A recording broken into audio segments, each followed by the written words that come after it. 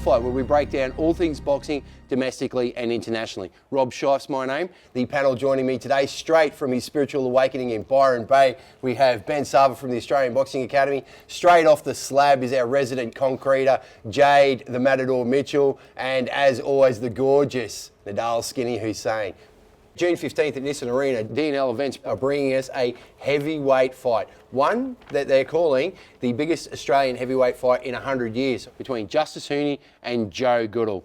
This is for the vacant IBF Pan-Pacific, WBO Oriental, and Joe's WBC Australasian heavyweight title. This is a huge fight with a top 15 ranking. My two great talents. I'm actually shocked they're putting two blokes up against each other this early in their career, because like a win can defy them and a loss can sort of derail their plans. So Justice Hooney's a class act. I haven't seen much of Goodall. Goodall's been based overseas, so we haven't seen much of Goodall, but I've seen Hooney, I've seen every fight of Justice. He's shown that he can go the rounds. He's been 10 rounds a couple of times now. I'm picking him to win a very comfortable decision. So what's this mean to their careers at the moment? A world ranking, more or less. But I don't know if they need a world ranking when they're 5-0 or 8-0. So, because the heavyweight division is very, very stacked, and these blokes are a while away from fighting the top dogs. I also want to touch on, I love the fact that we've got these guys fighting each other so early in the piece, and I think they're both such talented fighters that a loss for either one of these boys is not the end of the world. The winner will probably get that top 15 world ranking, move on to bigger and better things, but the loser, there's not really a loser in this. The big winner in this is Australian boxing. I love the fact that we're getting these two guys together this early in their career. Great call. And we're going to see where they're both at. Benny, this fight's been described as speed and footwork versus power and precision. Do you think that's a fair assessment? Well, I think both guys have got power. I don't think that there's much in it power-wise. I think what it more is a battle of two world-class amateurs who haven't yet converted to the pro game fully. You've got Justice, who has been the 10-round distance, who's more of a loose, probably I'd describe him more as an American Cuban-esque style amateur, against Joe Goodall, who's more upright, more European in style, like sits behind his jab. So it really depends on how this fight goes, how both of them adapt to the pros. I think that when you match skill for skill, I'd probably pick Justice to come out on top in this fight. So it really depends what Joe Goodall's been doing with Kevin Barry and how he can adapt to make this more of a gritty professional fight. That's where I think he's going to have his success, if he has it. Skinny, body work. We've seen Justice go to the body well. You know a few things about it. How much do you think this is going to play in this fight? On a 10-round fight in the heavyweight division, the body work is very, very important. But in saying that, when you go to the body, you take risks as well. You can expose yourself. These guys have got heavyweight power, so you don't want to sort of sink the body shots in early. You want to do it later on and sort of slow them down. We saw Justice break Gallen's rib in the fight that they had mid last year. The big G train there, but look, when he goes to the body well. Testament to Gal, I think he's arguably the strongest, the toughest man in Australia. Massive engine, massive heart. But look, it's going to be interesting to see who has adapted better, because we know more about Hooney. We've seen more of Hooney. Hooney has been sort of, from the moment he started, he's been like the golden boy of the Australian heavyweight division.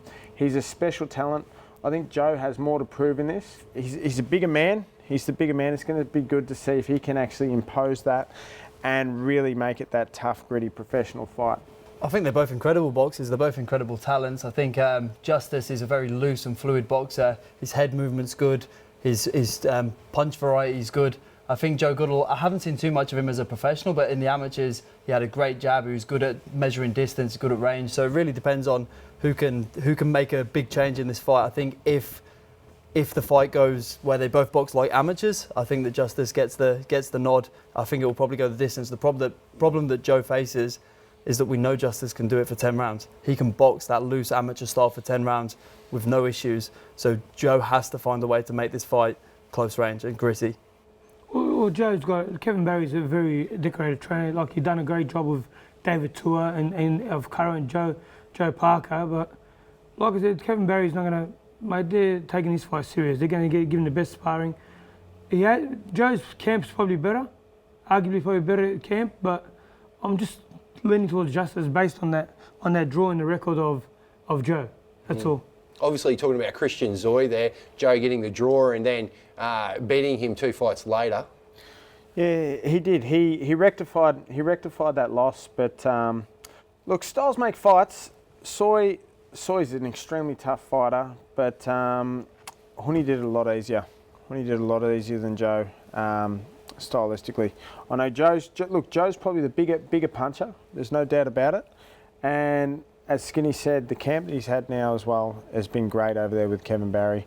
He's got everything to gain in this fight because Hooney has been billed as our golden boy in the heavyweight division. So, although I lean towards Hooney, I really think that Joe's a live underdog in this fight. He's got everything to gain, and he'll be coming in hot. We see a lot of justice. He won the Australian title on debut against Django. Joe Goodall, silver medalist at the Common Games. He's made the big change. He's gone over to Kevin Barry. We saw him briefly, very quickly on the undercard for Tim Zhu and Terrell Gashau. He made short work of his opponent there. You've got to be expecting big changes when he comes back. Yeah, 100%. I think that Joe's making all the right moves. He's changed trainer. He's gone over to America, so he's doing all the right things. So absolutely, it just comes down to, is he good enough to beat Justice Hooney? Justice Hooney's a special talent. Joe's doing everything he can to do it, and he's a world-class boxer himself, so we'll find out soon. But June 15th, Nissan Arena, live on Main Event and Foxtel, Justice Hooney versus Joe Goodall. June 29th, No Limit have another cracking fight card at the Brisbane Convention and Exhibition Centre, headlined by none other than Mr. Damage, Liam Wilson, against Mateo Ruiz, number 8 with the WBO, and Liam, number 6 with the WBO. We're joined by Liam Wilson. Mate, this is huge. Yeah, it's going to be a good one. I'm hard in training camp at the moment, about 4 weeks ago. I'm excited. You know, winning this fight will put me at number 2 in the world, so there's a lot to look forward to, and yeah, I got my mind on the job. Skinny, Jamal Herring's gone up in weight. There's some room there, there's some titles. And the champion's defending his title this weekend against Cordina in England, so it's going to free up another spot. So you got number 6 guy fighting number 8 guy. So he's close to a title shot any day soon. So we'll see what plays out. Mr. Damage, it should be Captain Hook. Man, you made me look absolutely awful when you fought on my undercard against Illy and you just starched that bloke before me. That was a hard act to follow, mate. That left hook is something else. From what you've seen of your opponent, what is your plan going into this? Are we going to see that left hook? Hopefully, you know, I want to, just like the last fight, I want to show a bit more my boxing ability. I found prior to that I was sort of walking forward, trying to brawl with these guys, outpower them, and at the top level these guys can withstand that. So I have to bring my boxing ability into it, and with that I think my power does come with it.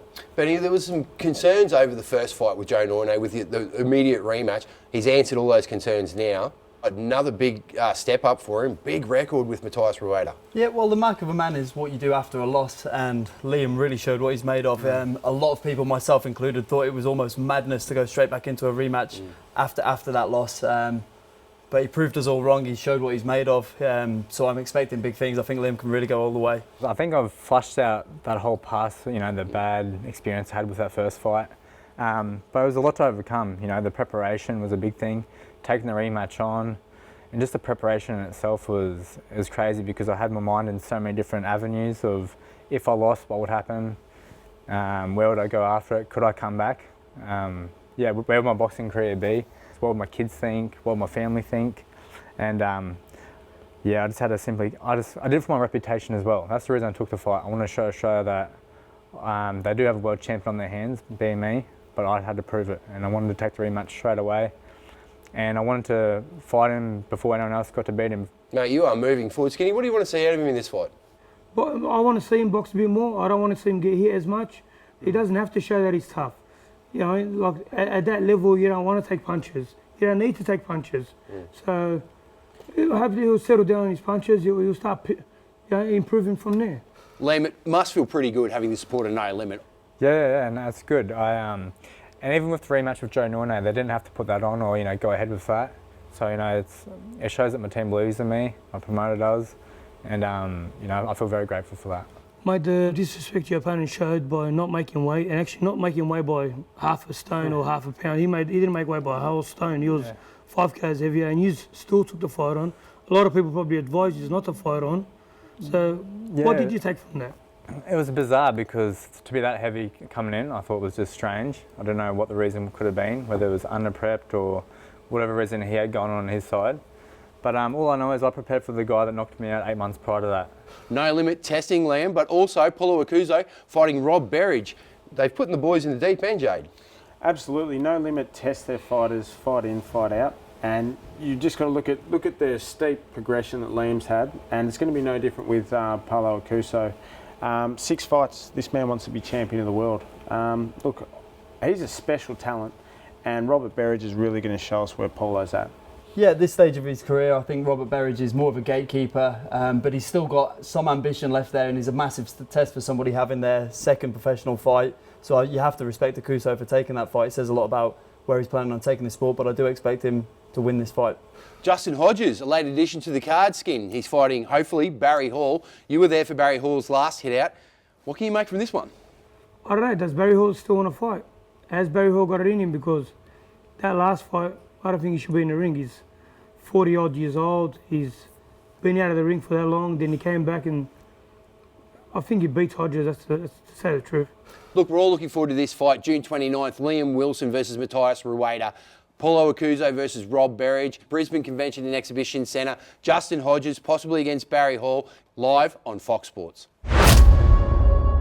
July 2nd, DNL events bring us Jai Opetaia versus Maris Bradis for the IBF Cruiserweight World title. This is a massive fight. Jai is on the panel with us today. Jai, how are you?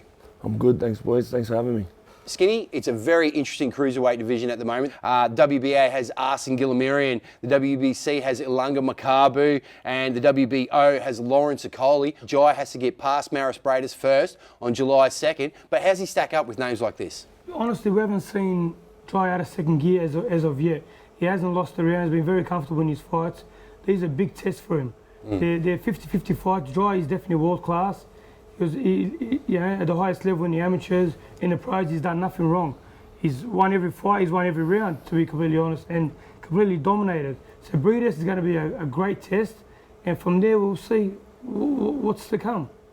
Jai, obviously deep in camp at the moment, mate. How's it been going? Been going real good, man. Hey, I'm fully focused, fully locked in. Man, I've never wanted something so bad. Hey, I've been training every day, hard, grinding, man, putting in the work. Hey. Jai looking very intense at the moment. We love hearing this stuff. But Benny, it's the age-old question, Southpaw versus Orthodox. How do you see it playing out? Yeah, absolutely. I think we can expect to see the classic Southpaw versus Orthodox style matchup. We're going to see the battle for the foot position. We're going to see the playful lead hand. But for me, I think this fight's more of a range war. I expect to see Jai trying to keep the fight at range, and I expect Bradis trying to get inside, probably using some old school rough pro tactics, probably standing on his feet, punching him in the hips and the gut. And that's where the battle's going to be. It's whether Jai can keep this fight at distance or whether Bradis is going to get inside. And that's where this fight gets interesting, because we haven't yet seen Jai have to go into the close range fight. And that's where we're going to find out what Jai's got. You know, obviously going in, the smart thing to do is box. But boxing's not my only option here, you know what I mean? They're underestimating me in the pocket as well. I'm ready for 12 rounds of war. You've got all the skills in the world. You are world class, because I believe you're not going to be able to just outbox this man. He's going to put it on you. So you're doing the work, and man, I cannot wait, mate. Me neither, bro. You're going to bring it home. I'm excited, and I'm not just going to win a world title. I'm earning it every day. You know what I mean? We're earning the world title, and I'm starting to sweat. I'm getting worked up because I want this bad. Yeah. That is so good. Would it be fair to say, Jai, that you're expecting this fight to at some point get to close range, and we're going to see what you can do on the inside? Oh, for sure. If it comes, it comes. You know what I mean? Like, in saying that, I'm going to box. I'm going to fight smart. Hit and not get hit. That's the aim of the game. But I fucking love it, man. I love it. Let's get it on. Love a bit of that stuff. Skin, what do you reckon? Mate, very confident, which is good. Jai's got the whiskers. He can go in there and he can bang it with him, because he's past big heavyweights, Willis Meehan and Justice Hooney. They're big guys that can punch like a mule. And I don't think Bradis punches anywhere like him. But the advantage is with the southpaw. The southpaw makes things hard for the orthodox guys. It's not the other way around. So the advantage is with Jai, because we know weight can be a problem for some people, for certain people. But what's for me in my whole career? Yeah, are you looking directly at Jade while you say that, or what? Sorry. I think it's fair to say, though, that Bradis doesn't have issues with southpaws. Let's be honest. He fought real well against Usyk, who's now the unified heavyweight champion of the world. So I don't see the southpaw factor being that big a deal. I think it's more a case of boxing ability. So I think that Bradis, to be honest, is probably looking past him. We've seen him doing rap videos with Jake Paul, you know, doing paintings of his wife on Valentine's Day. He's been dressing up as Mario when he goes to Matchroom Fight Nights. I just think Jai, being young, hungry, I think he's going to be in, I think Bradis is in for a long night. Just the intensity of Jai just sitting here with you now. You're saying all the right things, and Bradis is running around like an absolute pork chop at the moment. I think the timing right now, 100%. The time is now. He does not want it as bad as I want it. No. I'm telling you. Jai, we saw a lot of distractions for George Kambosos as it led up to Teofimo Lopez. You've had your fair share of distractions as well. Man, it is what it is, you know. There's always upsets and there's always, you know, things not going to plan. Nothing ever goes to plan. But you just got to roll with the punches, you know what I mean? It has not broke our focus one bit, you know what I mean? That we've stayed hard. Every session's hard, you know what I mean? We're preparing for a world title, not fighting for it, winning it. You know what I mean? There's a difference. And yeah, July 2nd, man, it's on. Jai, how is the rib going, mate, after the injury? Yeah, man, it was a minor setback. We fixed it, and now there's no more injury. Man, I got the perfect style to beat this guy. You know what I mean? I got the perfect style to beat him. You know, hard work beats talent if it doesn't work hard. But I got the talent, and I got the work rate. I got everything I need to win this fight, and I believe it. You know what I mean? Well, I was 50-50 on the fight. I'm no longer 50-50. I'm convinced that Jai's going to win the fight. I want to see Jai's hand raised at the end of the fight, and just what you're saying, you're not training to fight for a world title, you're training to win a world title. Bradis has been a champion for years and years, but now is Jai's time. So I just 100%. Look forward to seeing your hand raised. Thanks. When I first moved to Australia, I watched Jai spar in the gym I was working at, and I couldn't believe the talent of the kid. He was absolutely amazing. So for me, like, I've been waiting for this to happen for a long time, and I think this is Jai's time. I think it's coming.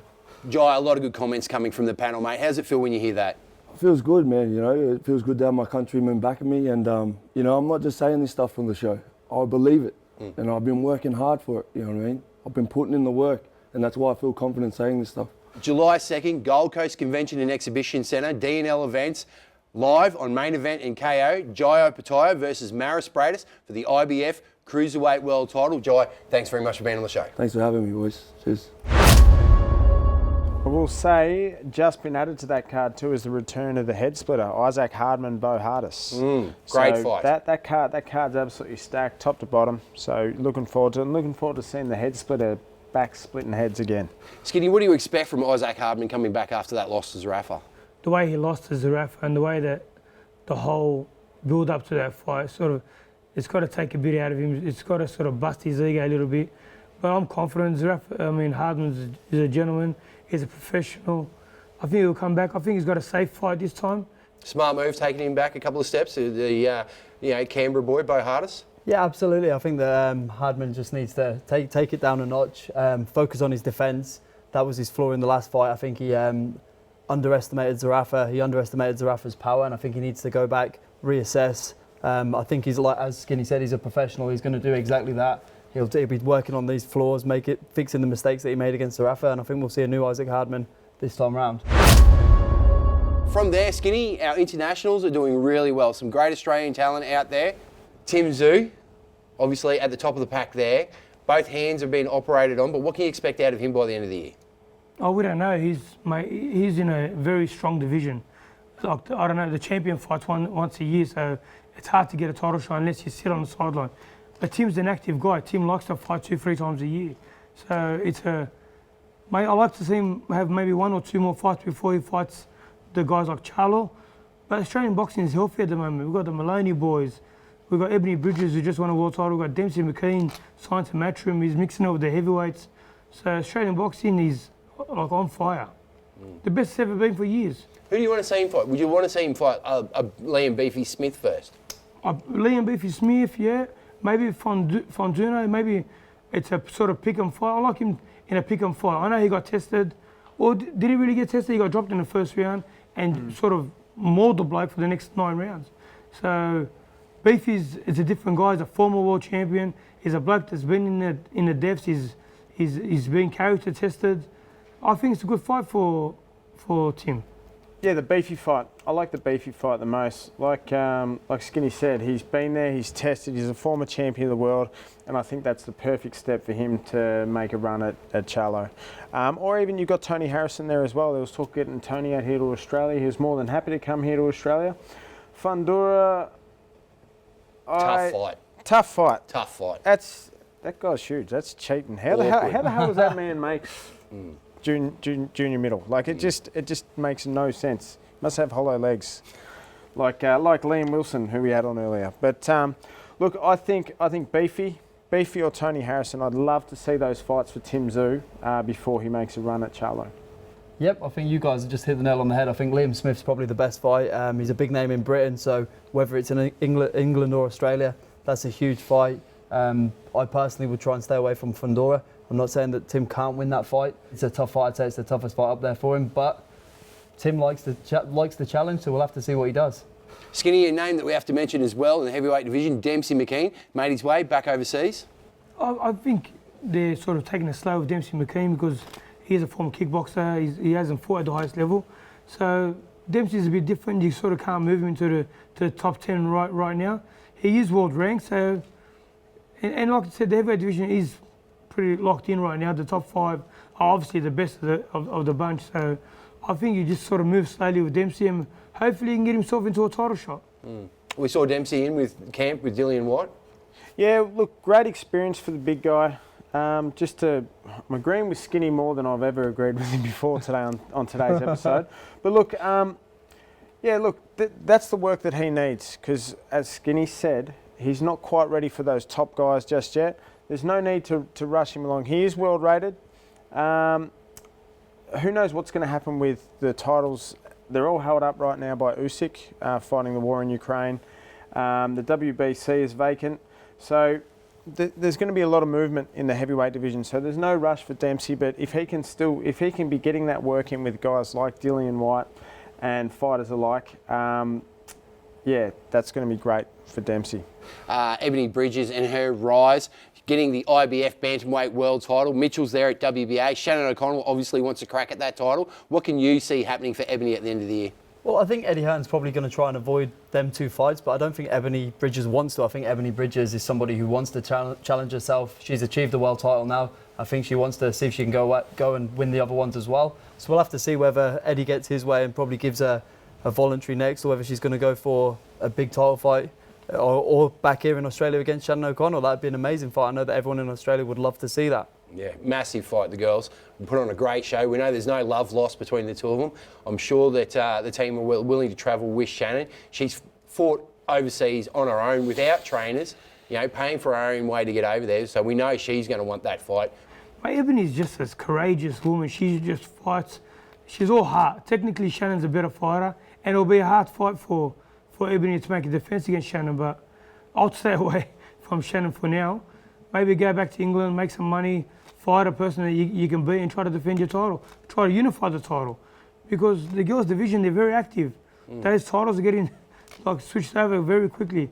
And Ebony's hasn't been an easy fight. She gets busted up, she gets bruised, she gets cut, she's got broken hands, she's as rough as they come.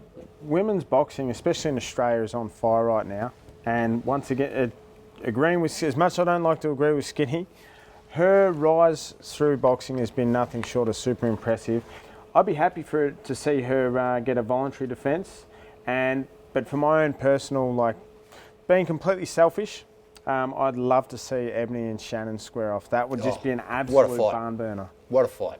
Well, we can't talk fighters on the world stage without putting Michael Zarafa's name in the hat there. He's on the verge of the IBF world title against Falcoa. Negotiations are underway to get him here to Melbourne now. I believe Michael is not in a promotional contract or managerial contract at the moment, so he's working that out too. But Michael has earned the right to fight for the IBF middleweight title, and it looks like it's coming to Melbourne. Great to see Australians doing really big things overseas and flying the country colours. Look, there's some great talent there and some fights to be made. From there, our amateurs are lining up at the moment. Our Com Games team has been named. Jess Bailey, she's gone over to Turkey. She's got a bronze medal. Yeah, there's big things going on in the amateur scene at the minute. We've got the Futures programme, which Jamie Pittman and a head coach from each state has been working towards for the last couple of years. They've ended up with 5 qualified for the Commonwealth Games, and Jess Bailey is leading the way of the new generation. She's only had 15 fights, and she's got herself a number 3 in the world spot, a bronze medal, and $25,000 as an award for winning that medal. After only 15 fights, that's a very impressive thing. She's been matched very difficult from the off. She's been fighting at an open class level from her early days, which is very inspirational for any up-and-coming amateurs. It just shows if you take risks, look what you can do inside a very short time. Can I just say, like, I personally know Jess, and it felt like yesterday I met her for the first time at a Amart Sport, Rebel Sport do for Everlast, and she was asking me, like, where can I train? Like, she's from Melbourne, where can I train? I really want to get into boxing. To see Jess, what she's achieved now in such a short period of time, it's special, and Jess is an absolutely lovely girl. I wish her all the very best, and now she's inspiring me. Like, that's unbelievable work from Jessie. Yeah, Jamie Pittman doing great work with the Futures program. Yeah, Jamie's the most passionate man in amateur boxing. He's doing a great job all through COVID. He was staying in contact with all the people that had been selected as the best up-and-comers in the country. He was training them, whether it be online or in person, whatever was required at the time. And he's now seeing the fruits of his labour. He's got 5 out of the Futures programme qualified for the Commonwealth Games. So I look forward to seeing these guys. They're all young, fresh up-and-comers. It's going to be an exciting time seeing these guys fight at the international stage for the first time. Now, Jade, we've got up-and-comers on the rise, we call this one. Now, you've got 5 big names that you want us to keep an eye out for. Look, I've got more than 5 big names that I'd like to keep an eye on. But, look, I absolutely love Akuso. How ambitious he is. 6 fights, wants to be champion of the world. He wants to beat Jeff Fennick's record. He's just silky smooth to watch, power in both hands. Absolutely love Paulo Akuso. And then from the same stable, you've got Nikita Tszyu. He's entertaining. If Tim Tszyu if Tim Tszyu's an F1 car, that guy's a monster truck. Like, he's rough around the edges. He calls Tim the surgeon. He's the butcher. He's so much fun to watch. So he's definitely one to watch for me. In my division, you've got Jack Bowen. It's only a matter of time before Jack's beating all of us up. So we've got to enjoy these next few years, and then I've got to move on. But mate, big talent, Jack Bowen. Keep an eye out for him. Massive talent, Jack Bowen. And then you've also got, which he hasn't been tested in his fights just yet, but you just hear so many good things about him. And I can tell you, Jack Gipp is the real deal too. Jack Gipp, fellow Peninsula boy with me. We had Liam Wilson on earlier. His stablemate, Vegas Larfield, 19 years of age. That kid, he's ceiling. Who knows where he's going to be? He's from a great camp. Has been impressive so far. There's some guys to look out for, Robbie. Yeah, some big talent there, Benny. Yeah, 100%. I would probably have named exactly the same people if it was me making that decision. I'm big on Sam Goodman. I think that Sam Goodman is probably one of the hottest prospects in Australia, along with the rest of those guys as well. Skin, who do you like out of that list? I'll add one more. I'll add Harry Garside. You probably forgot Harry. Harry is probably the cream of the crop. He's 3 fights in, and he's done more than a lot of people have done. But yeah, I'm good on Goodman. I'm Vegas. I'm very impressed with Vegas. Akuso is as streaky as they come, and I want to see him do good because he speaks a big game. So, mate, boxing is healthy at the moment. Mate, the sport is looking amazing at the moment. June 15th, we have Justice Hooney, Joe Goodall at Nissan Arena. Like, this is a huge month. That is a great fight, great undercard there as well. From there we go 29th of June, Liam Wilson versus Matthias Ruiz. We've also got Paulo Akuso versus Rob Berridge. You know, this is a great card. Hodjo's going to be on there as well. And from there, of course, July 2nd, main event, KO Sports, Jai Opetaia versus Maris Bradis for the IBF Cruiserweight World title. Gentlemen, thank you very much for being on the show. Boxing in Australia, domestically, and on the international scene, it is alive and well in our country.